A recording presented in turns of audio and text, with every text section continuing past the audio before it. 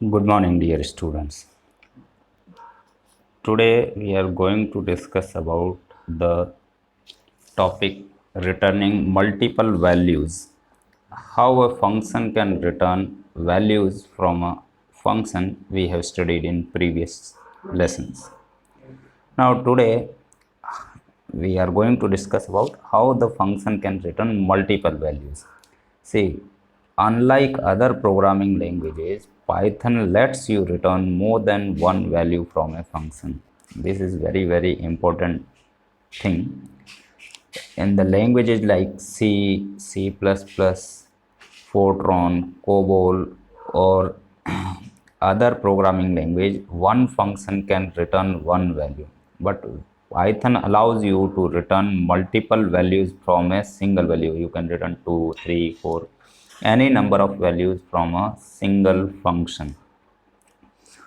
The multiple return value must be either stored in tuple, or we can unpack the received value by specifying the same number of variables on the left hand side of the function call, left of the assignment of function call. See, what is the meaning of this? Suppose we have called a function. This is the, let us say, function call, and whatever values are returned are the return value of the function is going to be stored in the left hand side variable. So if this is only single value, one variable is sufficient. If this function is returning multiple values, this will create a tuple which we can unpack later on, or we have to write multiple variables. Suppose function is returning three values, we have to write x comma y comma z equal to function. So it will store three values in the x y z variable. Let us see one example. See, this is one example. There are two parts of this program. This is the function body,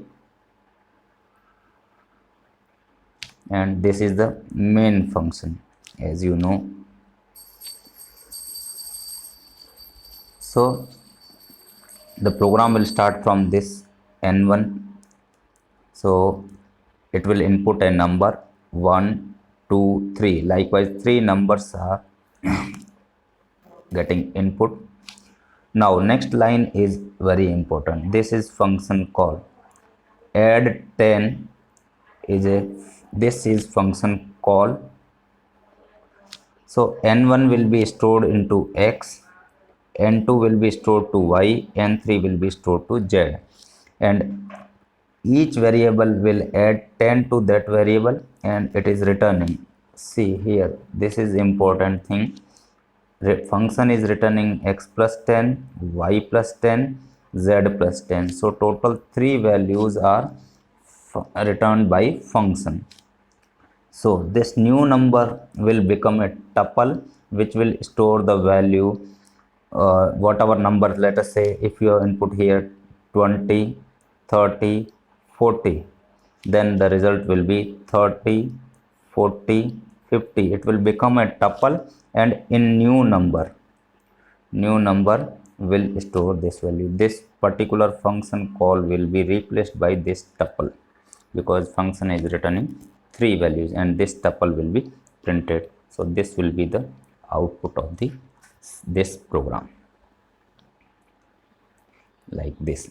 See here, 10, 20, 30. If your input, the result will be 20, 30, 40. See, this is a tuple. You remember the tuples are enclosed in parenthesis. So let us see another example. Multiple values stored by unpacking in multiple variables. The topic is how we can store multiple values in multiple variables. See, this is the same program. It has two parts. These are three numbers we have input, and this is function call.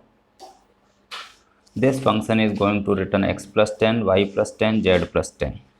So x plus 10 will be stored to n1, x plus 2, sorry, y plus 10 will be stored to n1, n2, and n3, z n3 will store z plus 10. So this will become n1, this will become n2, this will become n3.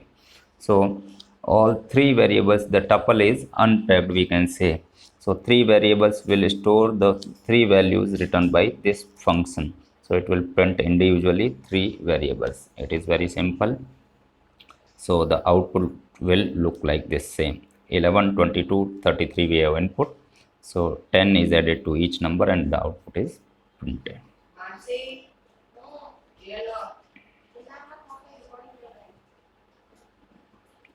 So next topic is our composition of the function.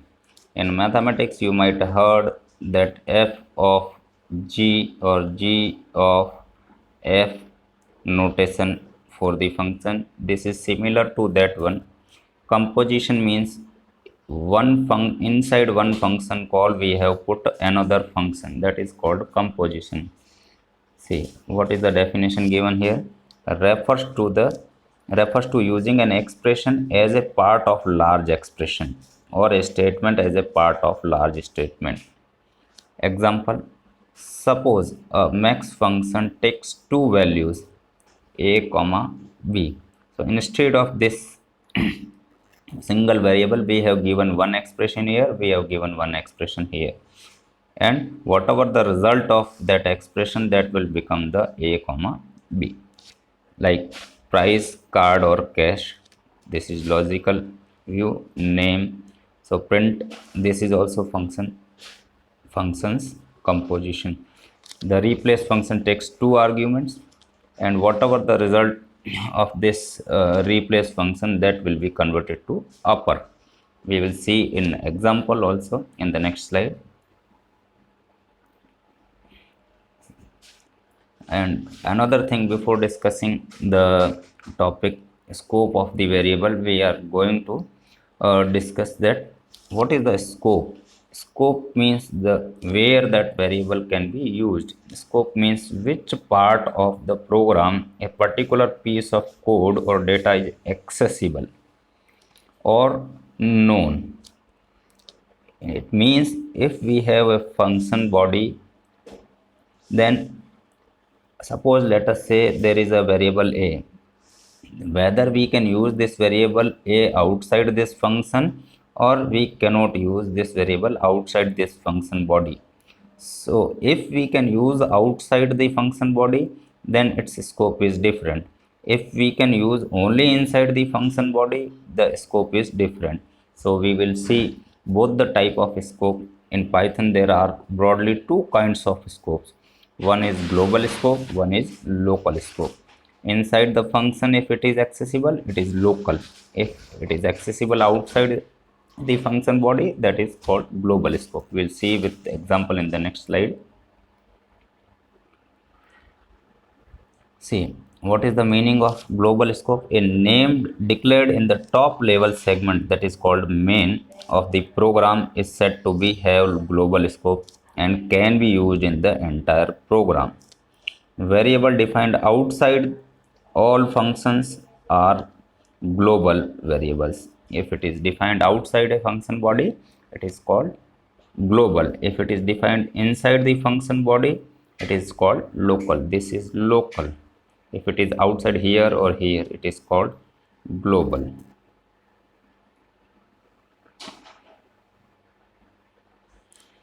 Same thing is local here.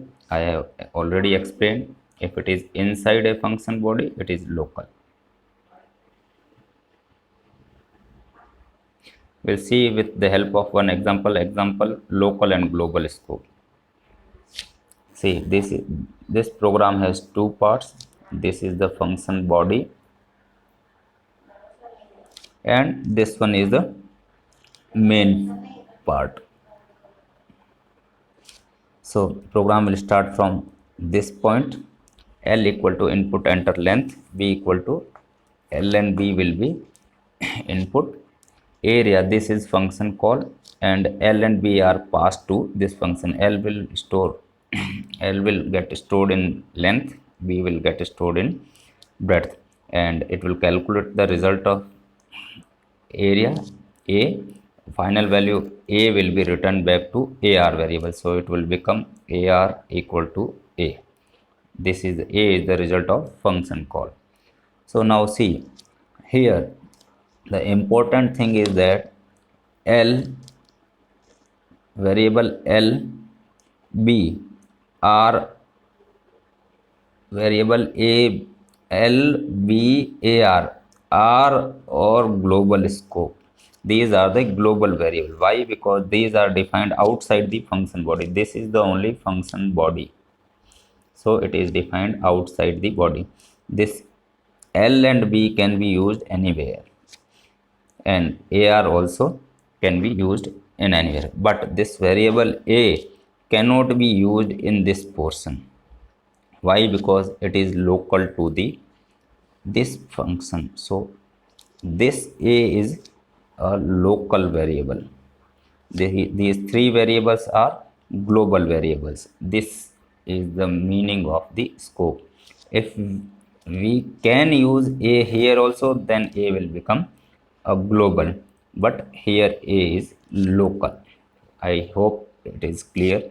Once again I will tell, these variables are defined outside the function body, so these are global. This variable is defined inside these three variables are defined inside the function, so these are local variables.